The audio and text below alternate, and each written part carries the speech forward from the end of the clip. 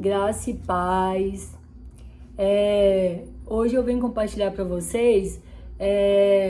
Essa semana me ocorreu um fato interessante, que eu estava estudando sobre a mente de um vencedor, né? No mundo da luta, das artes marciais, né?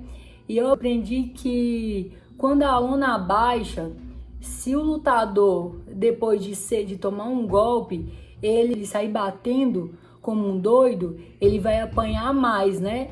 Então, o que ele deve fazer? Depois que ele recebe um golpe, a lona baixou, ele recebeu o golpe, ele deve absorver o golpe, refletir e achar o espaço para encaixar de novo, né?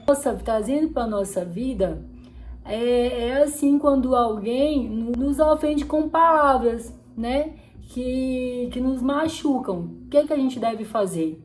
A pessoa fala alguma coisa que você não gostou, te acertou aquela palavra que foi no rim ali, acabou que você deve absorver a palavra. Absorver não é guardar a palavra, absorver a palavra, né? Para você jogar fora, refletir como?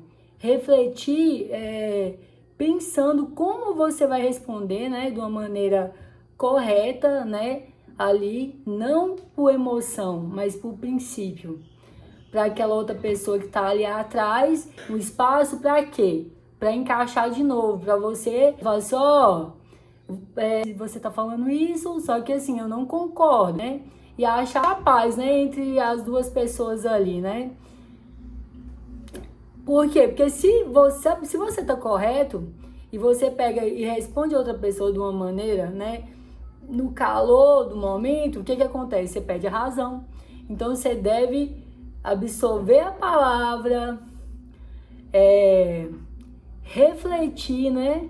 Pensar bem, depois você achar o espaço para encaixar a resposta, né, para aquela situação ali. E pensando nisso, eu pensei sobre alguém na Bíblia, né, que pudesse nos ensinar algo, né? Nos ensinar algo para a gente estar aprendendo cada vez mais. E eu fiquei maravilhada, né, com Davi, né? Com Davi, eu peço vocês que me acompanhem em Samuel, né? Capítulo 24, versículo 2. Então tomou Saul 3.000 homens, escolhidos dentre todo o Israel, e foi à busca de Davi, e dos seus homens até aos cumes das penhas das cabras monteses.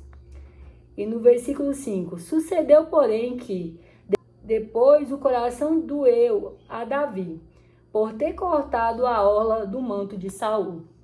E no versículo 10 temos: eis que esse dia os teus olhos viram que o Senhor hoje te pôs em minhas mãos nesta caverna. E alguns disseram que te matasse, porém a minha mão te poupou, porque disse: não estenderei a minha mão contra meu Senhor, pois é ungido do Senhor. No versículo 12 temos: julgue o Senhor entre mim e a ti, vingue-me o Senhor de ti, porém minha mão não será contra ti. Então percebemos que o quê? Percebemos que Saul, né, no momento de desespero, porque é muito desesperador, né, assim, vai querer dar cabo da vida de alguém, não um homem só, tipo, 3.000 homens, imagina, 3.000 homens indo atrás de um homem, né, que tinha, assim, poucos homens, assim, tipo, tinha, acho que, com certeza, menos homens, e assim, pra dar cabo da vida mesmo. Então, Davi cortou, tipo, teve um momento ali, tipo, cortou um pedaço da capa, né? Da capa dele, se arrependeu, né? Depois Davi falou assim, por quê? Porque Davi não se movia por sentimento, né? Ele cortou a capa ali pelo sentimento, mas depois se arrependeu. E ele falou para Saul na caverna, falou assim que Deus colocou na mão, só que ele não ia matar Saul, por quê? Porque Saul era autoridade, era ungido de Deus.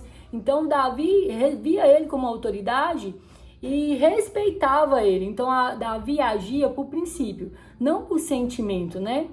E Davi ainda fala no versículo 12, que daria Saul para Deus, essa situação para Deus estar julgando, né? Para ser o juiz. E muitas vezes devemos fazer isso na nossa vida, né? E Davi com esse coração tão bom, né? E que essa inteligência emocional, né? De controle emocional, não agindo por sentimento, mas agindo por princípio, né?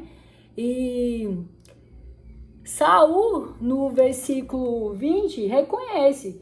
Aí o versículo 20 fala assim: agora, pois, eis que bem sei que certamente hás de reinar, e que o reino de Israel há de ser firme na tua mão. Por quê? Saul confessa, declara, fala assim, ó, mesmo com meus 3.000 homens, não tem jeito. Hoje eu vi mesmo que você tem Deus, né? Porque as pessoas que têm Deus, as outras vão ver o poder de Deus, o mover de Deus e o brilho do Senhor na vida delas. E isso aí reconhece. Até seus inimigos vão reconhecer. Se você estiver na cobertura espiritual, agindo por princípio, não por sentimento, o seu inimigo vai ver que a vitória é certa. E assim é um mundo espiritual, né? O inimigo sabe das promessas de Deus da nossa vida, né? Só que ele acredita. E às vezes a gente mesmo fica sem acreditar. Então nós devemos, ele acredita mais do que a gente até. Por quê? Porque daí ele quer acabar, né? Então a gente deve acreditar. Se Deus falou que vai fazer, se Deus falou que está no negócio, então vamos crer em nome de Jesus, né? E assim, Deus é maravilhoso, né? E Deus honra aqueles que são seus. Então, assim, deixa aí pra gente estar refletindo, né? Que o nosso Deus, então Deus é o quê? É nosso refúgio e fortaleza em tempos difíceis. E aquilo que a gente passa para quê? Aquele deserto é para crescimento espiritual. E hoje é com muita alegria que eu tô aqui com vocês, né? Mais uma vez, falando do amor de Deus, né? E da palavra, porque eu amo a palavra.